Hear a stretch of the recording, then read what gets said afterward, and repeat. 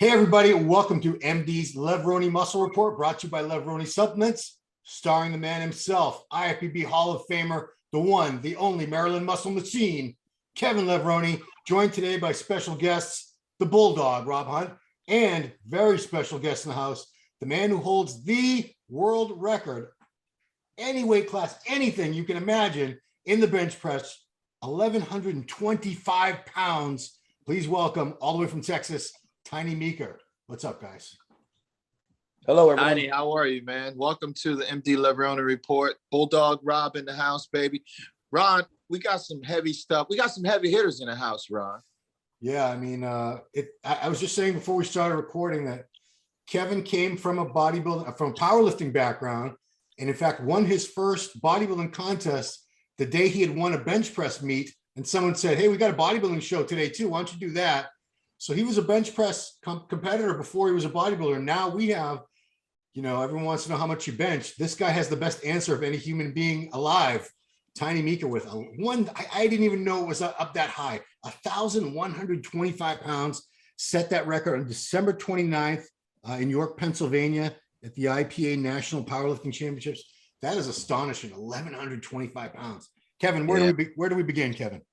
I think we should begin with just congratulating Tiny on just having the balls to climb underneath that much weight. I mean, that's like amazing. I couldn't imagine. Bulldog, you're sitting there watching it, and Bulldog, I actually heard Bulldog on the side saying, "Okay, come on, let's go," up in Pennsylvania and everything. That had to be pretty amazing. So, Rob, why don't you just lead us off with this? The experience of sitting there and being part and witnessing Tiny set this world record, man. It's amazing, Kev. Just to see that much weight on the bar and watch somebody climb under it, it's amazing. You have to see it for yourself. Well, we also barely missed 1,200 that day. Wow. Yeah, that's right. He loaded 1,200 next and just barely missed it. He's gonna be the first man to ever bench 1,200 pounds. Yeah, I was just watching your thing, Tiny, and you want it. That's like one of your goals. That's honestly, it's kind of like my last big goal. If I was younger, I probably still want the 13 or 14. But I'm just satisfied I hit my 12. But I really like to do 12 under 300 pounds. And then the next big goal is I want to try to get as lean as possible. Maybe even get down as low as 259 or 242 class and see if I can keep on hitting over 1,000. Oh man, that's incredible. I don't want to weigh over 300 pounds anymore. I'm 50 years old. 50 years old, Kevin. 50 years old. I mean, that's unbelievable, man. Unbelievable. Want to lead us through I don't even know where to start. As far as how do you prepare for something like that? You naturally must be strong, just naturally to begin with. But so here you are, 1,125 pounds. Benton, what are you doing as far as your workouts? How are you going to approach working out with 500-600 pounds, repping? How do you get to that next, 75, 80 more pounds? This show was much different because, I haven't competed since 2017, early 17. I had 3 car wrecks in 2017 in 5 months. I tore my labrum, messed up my neck, my back, messed up my hips and my knee. So a lot of this time I was trying to heal, and I couldn't bench, I couldn't do legs, I could only ride a bike and do my back work. So my business partner in my gym is Nathan Payton, who's probably one of the best strength nutritionists in the world. And Nathan got me on a pretty strict diet, and I went from 340 down to 277. And when I started to heal, as soon as I was able to get to the point where I could start feeling 1,000 pounds in my hands again, my weight pretty much shot up to almost 300 again immediately. Am I freezing up? But what the thing that happened for this show though, a month before my world meet, which was the first meet I came back, which was last March, I dropped my sponsor that I had since 1996. I was only with one equipment sponsor forever. So I actually had to learn a completely new way of lifting in these new type of shirts that we wear. So, the first thing I tell most people you gotta learn the form and technique of wearing these shirts and the way you have to use them. The old style was more disciplined, keeping your elbows in, lifting off your lats and tries. When we went to this new type, you kind of had to learn how to flare your elbows out, almost like the old bodybuilding style, which was terrifying for me because of my shoulder injuries. And, when I was first learning it, you get the lift off and here you are holding 1,000 pounds. So it feels like you're raw because you felt like you had no support. So when we did the meet in March, which was the baddest pitcher on the planet, the first one, I re-injured my leg jumping around all hyped up going into my second lift and barely still missed 11:15 at the show after re-injured my leg. So here I was getting healed again, getting ready for this show. Well, Rob Farrell designed me a new shirt where I could actually keep my elbows in more like the old style. So what I did, instead of trying to think heavy all the time, I wanted to see what was the absolute lightest weight I could touch in these shirts and baby step my way back up instead of trying to hit 1,000 all the way. Hey, stop. So, but I was touching 600 pounds. And basically what my goal then is I want to try to touch faster and explode off my chest faster. And it was just kind of baby steps. And then where it gets kind of crazy is my team with COVID, all this other stuff, man, people were disappearing, missing workouts. For a while, I couldn't go more than 800 pounds. So I just kept on trying to get faster and faster. Wow. And then we came in, the whole crew was there. And I just had a weird feeling. And after my injuries, I had to bench closer grip because, I want to keep it warm, my tricep off my shoulders. Before my injury, I lift on my index finger. After injury, I was more, ring finger or index. So I come in and we're warming up and I just had a weird feeling. So I went and put my index finger all the way back on the line. And man, it's like, wow, that just felt light. So I was like, let's try something. So that day I put the shirt on, lo and behold, and I got on video, I smoked 11:35 off a board. And I was like, And now I said, we're going to do this again next week. And if it goes well, we're going to go find a meet. So the next week I come back, the team's there, same thing, warm up, felt good. We brought the kilos out. I went 11:23. Again, I smoked it. So I started looking for meets. And there was one, it was the IPA Nationals, or I go to California for Scott Mendelson's meet, the California State. I didn't want to do it in Texas. I wanted to get out and do it. And I said, what's bigger than Nationals except for World Meet? So let's go to Nationals. And basically my goal was I'm going to open up with the record. I'm not even going to play around. So when you want to know how crazy it gets, my warm up is 135, 225, 315. I throw a shirt on and jump to 900, do 1,000, and then I open up 11:25. Wow. Went from 315 to 900. Yeah, 315 to 900. So I do a double, then I come back and do a single, then I jump to 900 pounds. Tiny, I have to know, how old were you when you figured out that you were much stronger in the bench press than the average human being? I'd say back in football in high school, I just was, wait, you said more than most human beings? Yeah. Man, that's a good one. Probably my mid-30s. Okay. I was breaking world records in my upper 20s, but I'd say, what's funny because they tell you that you're going to hit your peaks in your mid-30s, and I think that's an absolute lie. I think it's actually more in your upper 40s. Even though I'm doing what I'm doing now, I still think I was much, much stronger before I had my car accidents in my 40s. But now I'm just doing it a different way. And the thing is, when you have your injuries and you're older, you learn to lift smarter. You listen to your body much better. I mean, I only work out 3 days a week. I do cardio every single day, but I'm letting my body heal all the time. And I go to therapy twice a week still. Mm-hmm. Hey, Rob, I know I've known you for a long, long time, and I've actually watched your strength go up tremendously. And I think there is some truth. I mean, it seems like you started off, but you're older now and you're a lot stronger. What do you think about what Tiny said as far as that peak thing? When do you feel like you've hit your peak, Rob? I just turned 50 a couple months ago, and I feel like I'm still working my way up. Really? Yeah, I hit 865, and I'm training to hit 1,000. So I want to try and hit 1,000 before I'm 52. Wow. And then, like Tiny, I'll kind of lay back and lose some weight and, live a normal kind of life. Yeah. Now, Rob, do you think how much do you weigh right now? 260.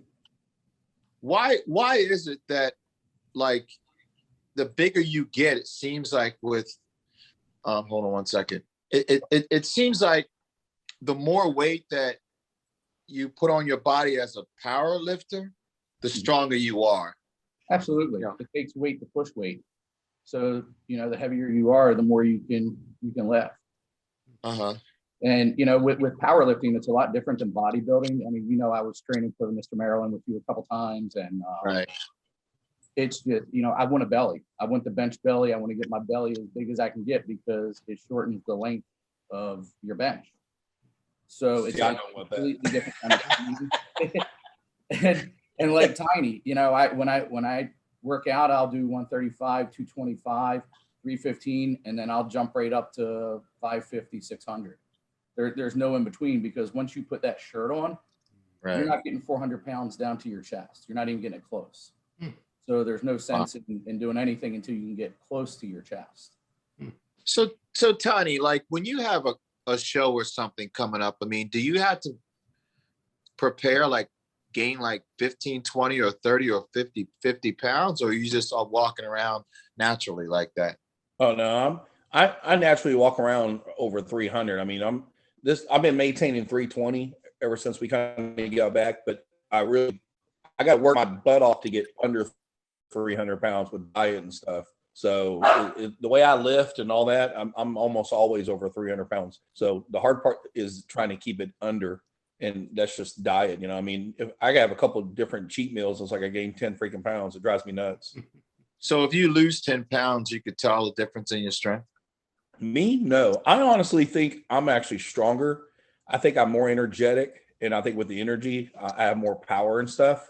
When I weighed 340, I didn't know I was 340. I didn't feel 340 until I lost the weight, and I looked at the pictures when I was 340, and I was like, what the freak? I went from a 46 waist down to a 38 when I was 277. I'm still wearing a 40 waist now at 320. So, most of the things I put back on since I healed was more of my shoulders, and all that kind of came back. Before it was just more your back, your legs, and everything else. But now I'm doing everything again. I can't squat because I can't get my hands back.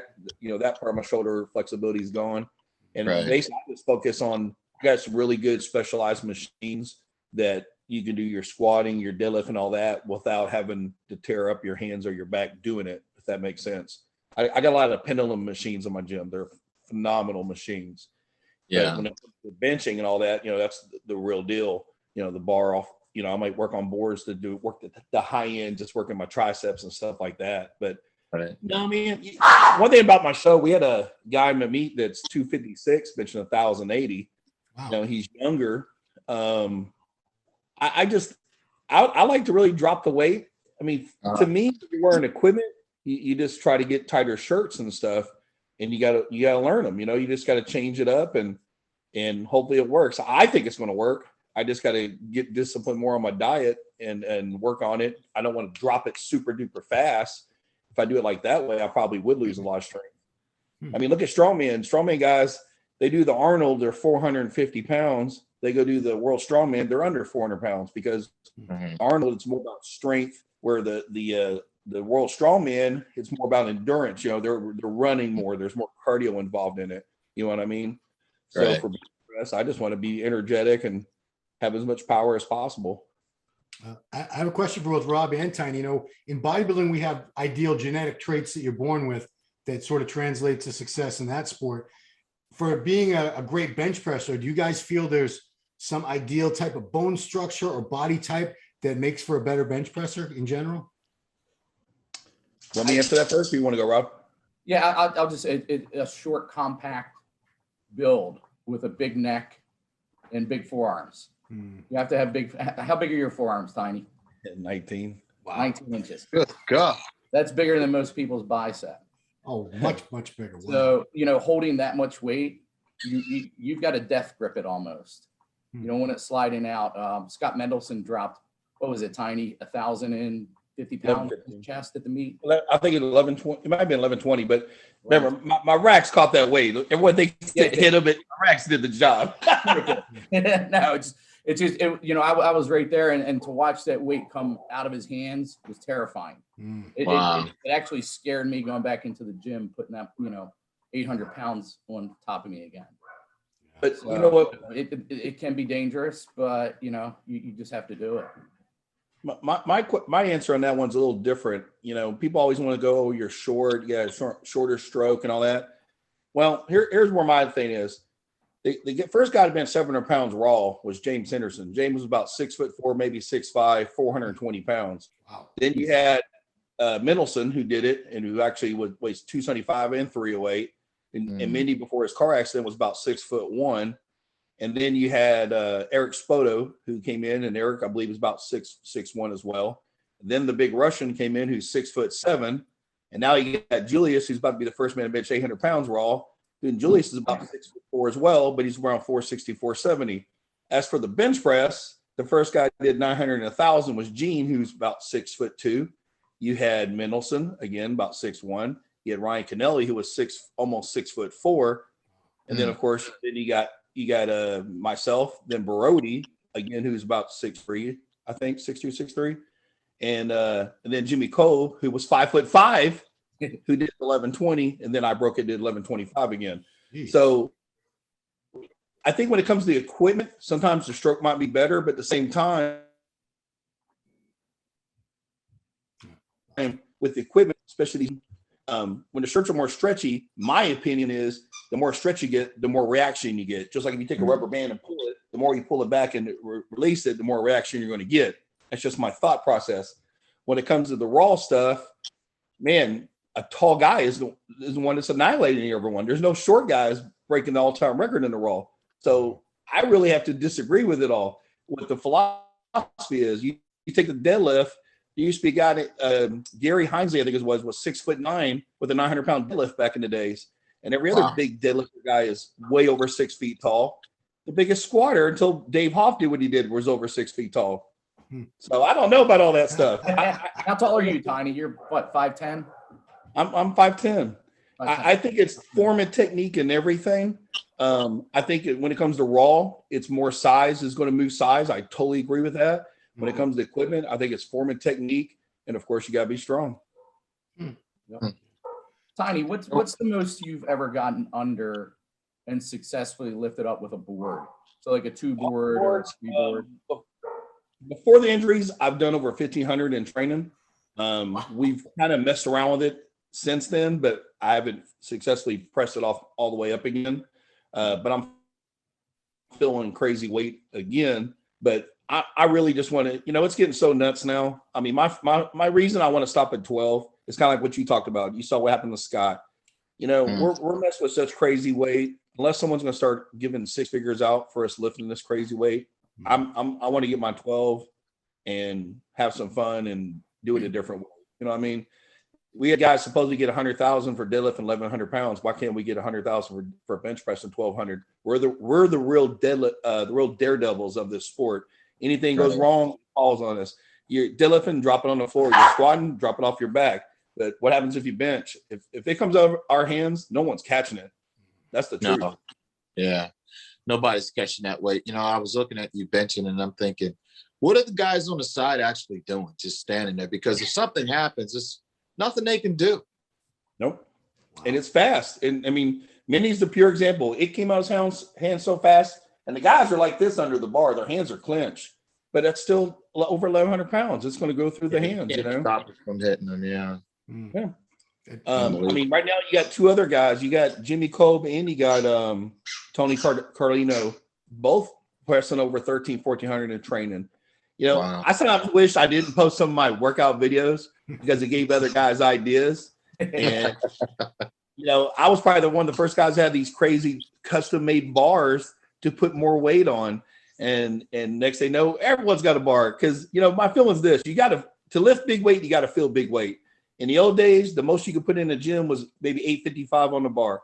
So I had to go to contests all the time just to fill 900 pounds. And then one day a guy named Risher met me at a meet, and he was like, "Hey, you Tiny Meeker?" I said, "Yeah." He goes, "You looking for sponsors?" I go, "Always looking for sponsors. What you got?" He goes, "Well, I build gyms." I go, "Build gyms? What do you mean?" And he told me again. I said, "Well, can you give me a 1,000-pound weight set?" He goes, "Yeah, I can do that." Bam! Next to me, I did 942 pounds. Wow. You got to feel big weight to lift big weight. Hey, Bulldog. I know you've been talking about you're going to bring a comeback and everything. So where are you at now, Rob? You thinking about coming back and doing something? Yeah. I'm thinking about doing a show probably late this year, early next year, just to kind of see where I'm at. I definitely won't be at 1,000 by then, but if I can get 900 in a competition lift, I'd be really happy with that. Mm-hmm. I know Tiny puts on one of the best shows in the world down there in Texas. He does the baddest bencher on the planet. Right. So to qualify for it, you have to have benched 1,000 pounds. Wow. So how many people did you have down there last year, Tiny, that benched over 1,000? So last year I invited 11. There was 11 of us in the world that benched over 1,000 pounds. And basically, if you showed up and attempted 1,000, I paid you $1,000. Wow. That's my whole thing of this whole sport is why can't we get paid to lift? This is what you did 1,000 pounds in a meet. So since you did it, that's what's going to get you in the show. As long as you attempt it, I'm gonna pay you $1,000. Then the first place got 10,000, second got 5, and third I got 2,500, and fourth got 1,000. And if you broke the record, they gave you another 1,000. But out of the 11, 9 guys were definitely in. One guy unfortunately passed away. That was the guy that did 1,000 first. Gene, hey, stop. And then Show him how big your dog is, Tiny. Stop. This big man with a little dog. Which one? But 7 end up showing up, and it's also with the IPA World Championships as well. Mm. Hey, you got that show coming up again, right, Tiny? When is that? Hey, Rob, I'm wondering, how did you get the name Tiny? Yeah, that's a good one. There's nothing tiny about that man. Let me tell you. Nothing. Rob, there's nothing tiny about you either. Come on now. Tiny we're makes sitting me look here- small. We're sitting here talking about Tiny, but Rob, your neck is the biggest neck I've ever seen. Well, it was funny when I came back from Texas at the baddest bencher on the planet. I said to my fiance Danette, I said, I finally figure out where I fit in because everybody there has big fat heads and big fat necks. And it's My head's so big it hides my neck. See? how big's your neck, Tiny? Oh man, I don't know, maybe 21 and a half, something like that. What? You're about where I am, 20, 21 and a half, 22. I think so. Yep. Tiny, we're asking where the nickname came from, Tiny. How old were you and who gave you that nickname? I've had Tiny since 1990. I used to bounce a bodyguard in Houston, and back in the old days when one of the clubs, there was 2 of us had the same name, and every time they called that name, we'd both kind of turn around. So they started calling me Tiny as a joke because, of course, I was the big guy. Even though the other guy was tall, I was just the big guy. Yeah. And for my first few years in powerlifting, I only go by Tiny. I won't even use my last name. And then my real name means little one conquering, Paul Vincent Meeker. So there you go. I just let it out. I have a question for both Rob and Tiny. When I was, I remember in the 80s, it was a struggle to get past like 720 or 730. Ted Arcidi, who was from my area in Boston, and a guy, Ken Lane, were going back and forth. And it was only around 720, 730, something like that. Here we are, 1125. You're about to go for 1200 soon. Do you think there is some magical limit, like a human being will never bench press more than X amount of weight? What do you think? 2,000. 2,000. I mean, it's crazy. What do you think? I think if it can be done safely, I seriously think 14, 1,500 will be done. Wow. I think there's 2 things that's always been an issue for me. The biggest one is bars. The bar bending is a major issue. People in the old meets would go, "Oh, he can't touch because his shirt's so tight." I touch 500-600 pounds in the same shirt I bench over 1,100 pounds in. But as you get over 900, that bar starts bending pretty darn bad. And I don't care how great the bar is, they bend. So here you are, you're down where basically you should be touching, and all of a sudden you got to go down about 1.5 to 2 inches. I got a video. I'm in the power rack. I think I have 1,470 pounds on the bar, and I come down, and it's, barely come down. It's already hitting the pins because it's bending so bad, and I feel like I didn't even bend my arms. Looks like a Duffalo bar. What's that? I said it looks like a Duffalo bar when you have Yeah. it up. Yeah. And so if we can fix the bar issue, man, sky's the limit. I got some crazy ideas. I've been trying to get in touch with someone from Rogue forever, and they never called me back. And if I could get someone in touch with Rogue, I got a crazy idea, and I don't want to share because I don't want to steal my idea. Yeah. But I think I can fix the problem big time, and we could see some really insane lifts if they do it. I just want my name behind it. You know what I mean? Right. I hear you. Now, Anybody know someone from Rope? you got Rob Bulldog. You got the Arnold Classic is coming up in Columbus, Ohio. You guys going to be down there doing anything, or just spectating the show? Probably just spectating. You know, if you're going to go, I might head down with you, but yeah, I don't have any plans to compete for a while. I'm coming off of an injury as well. I had a lung infection and almost lost my lung about 8 months ago. So, Yeah. You know, it's a long recovery road. Right. But, Well, we wish you to get well soon, Rob, and get back out there and get back to it. I know that's your passion. Tiny, how about you? You ever walked through the Columbus, Ohio Arnold Classic, or? I've been going to Arnold probably for about over 13 years straight. Usually I'd work the GLC booth, but GLC's owner unfortunately passed away, Sean. So I'll most likely should be at the Anderson Powerlifting booth, signing autographs for the event. That's who my new sponsor is for the equipment. And I'll be over there signing autographs all the time. But I plan on lifting it in February, actually. And if everything goes well in February, hopefully we'll get the 1200 knocked out. Wow. All right. Hey, guys, for your fans and everybody, before we sign off, where can they find you at, Rob? you can find me on Facebook at Rob Bulldog Hunt. And Tiny? iventuretotal.com. Right. And you can go on there if you want to look into sponsoring the IPA Worlds or the baddest pitcher on the planet. You can go on iventuretotal.com and get on there, and you can look at all the sponsors. The meet's going to be May 13th and 14th. The 13th will be Friday, which will be the full meet, squat, bench, and deadlift. Saturday will be the world bench press and deadlift and push pull, followed by the baddest bencher on the planet 2. Yeah.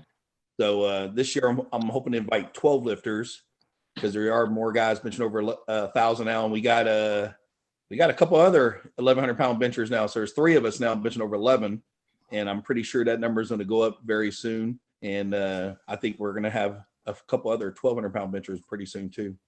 Awesome. Well, Ron, I think that was a little something different, brother, to really have some real power in the house right here, man.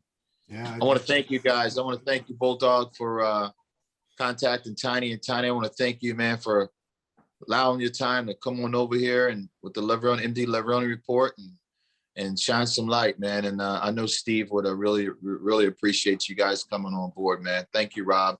Sure. And well, Kevin, you didn't know I've been a big fan of yours for a long, long, long time. Oh, really?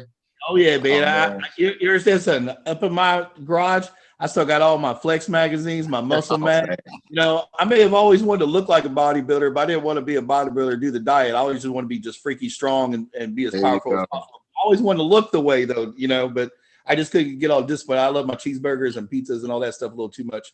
But man, to me, back in the old days, I don't want to say old days because I'm there with you, but you probably had some of the biggest freaky arms, just like Ronnie Coleman and stuff.